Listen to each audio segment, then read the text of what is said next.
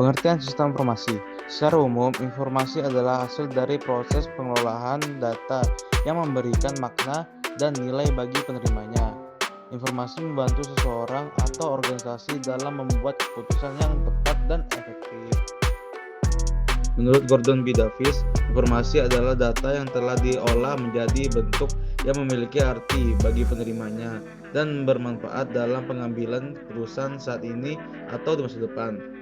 Dari pengertian tersebut, dapat disimpulkan bahwa sistem informasi merupakan sebuah sistem yang berfungsi untuk mengubah data mentah menjadi informasi yang bermakna, sehingga membantu organisasi atau individu dalam mencapai tujuan tertentu.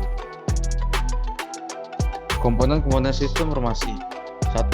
Perangkat keras merupakan peralatan fisik seperti komputer, server, printer, scanner, dan perangkat jaringan yang digunakan untuk menjalankan proses sistem.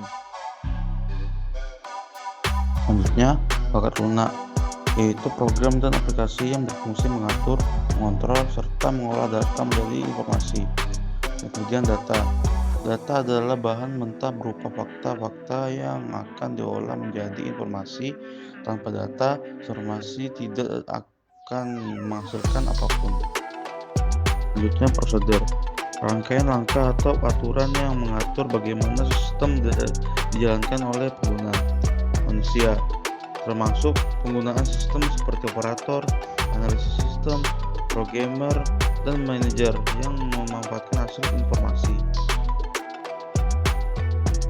Selanjutnya, jaringan komunikasi network menyediakan konektivitas agar data informasi dapat diakses dan dibagikan secara efisien antar bagian organisasi. 3. Karakteristik sistem informasi. Sebuah sistem informasi memiliki beberapa karakteristik penting, yaitu 1. Terintegrasi. Setiap komponen saling berhubungan dan bekerja sama menghasilkan informasi. 2. Memiliki tujuan. Sistem dibangun untuk memenuhi kebutuhan pengguna atau organisasi. 3. Input dan output. Data masuk, input, diolah menjadi informasi, output. 4. Bersifat dinamis. Sistem dapat berubah sesuai perkembangan teknologi dan kebutuhan pengguna. 5. Dikendalikan oleh prosedur. Setiap proses dalam sistem mengikuti langkah dan aturan tertentu.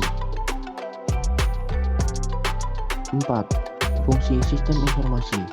Sistem informasi memiliki beberapa fungsi utama dalam organisasi, di antaranya 1. Mengumpulkan data dari berbagai sumber. 2. Mengolah data menjadi informasi yang bermakna. 3. Menyimpan data dan informasi agar dapat digunakan kembali. 4. Mendistribusikan informasi kepada pihak yang membutuhkan. 5. Mendukung pengambilan keputusan secara cepat dan akurat. 6. Meningkatkan efisiensi dan efektivitas dalam proses kerja organisasi. 5. Tujuan sistem informasi. Tujuan dibangunnya sistem informasi antara lain menyediakan informasi yang akurat, relevan, dan tepat waktu, meningkatkan efisiensi operasional organisasi, membantu pengambilan keputusan manajerial, memperbaiki komunikasi antar bagian organisasi, mendukung keunggulan kompetitif di era digital. Yang keenam, jenis-jenis sistem informasi. Berdasarkan fungsi dan tujuannya, sistem informasi dapat dibedakan menjadi beberapa jenis. Yang pertama yaitu Transaction Processing System atau TPS. Sistem yang proses transaksi rutin seperti sistem kasir atau absensi. Yang kedua yaitu Management Information System (MIS). Sistem yang menyediakan laporan dan ringkasan informasi untuk membantu pengelolaan organisasi. Yang ketiga yaitu Decision Support System atau DSS. Sistem yang membantu manajemen dalam mengambil keputusan melalui analisis data dan model statistik. Yang keempat, Executive Information System (AIS). Sistem yang dirancang untuk mendukung pengambilan keputusan strategis di tingkat eksekutif. Yang kelima yaitu Office Automation System (OAS). sistem yang membantu pekerjaan administratif seperti pengolahan dokumen, jadwal, dan komunikasi internal.